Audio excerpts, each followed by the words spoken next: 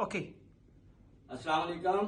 آج فرنیچر ایسوسی ایشن کے ذمہ داران کا ایک پروگرام جو ہے وہ گلبرگ میں ہوا ہے، جس میں یہ طے پایا ہے کہ اسٹیٹ بینک جو ہے اس کی جو نیگلیجنسیاں ہیں وہ اپنی پالیسیوں کو واضح نہیں کر رہا، جس وجہ سے کمرشل بینک جو ہیں وہ بدماشی کر رہے ہیں. انہوں نے لوٹ مار کا بازار گرم کر رکھا ہے اور وہ معصوم جو امپورٹرز ہیں، جو را میٹیریل بائے کرتے ہیں، جو چیئر پارٹس جو ہیں وہ پرچیز کرتے ہیں، ان کے ساتھ ظلم کا بازار گرم کیا ہوا ہے.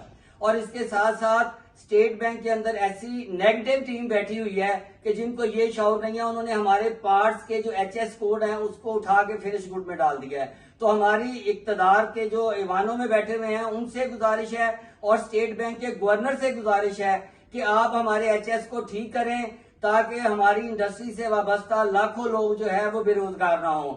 اور اس کے ساتھ ساتھ ہم اسٹیٹ بینک کو اور کمرشل جو بینکس ہیں ان کو انفارم کرنا چاہتے ہیں کہ یہ اپنی بدماشی بند کر دیں، ہمیں احتجاج پہ مجبور نہ کریں. اگر ہم نے احتجاج کیا تو پھر ان سے روڈوں پہ بات ہوگی. السلام علیکم.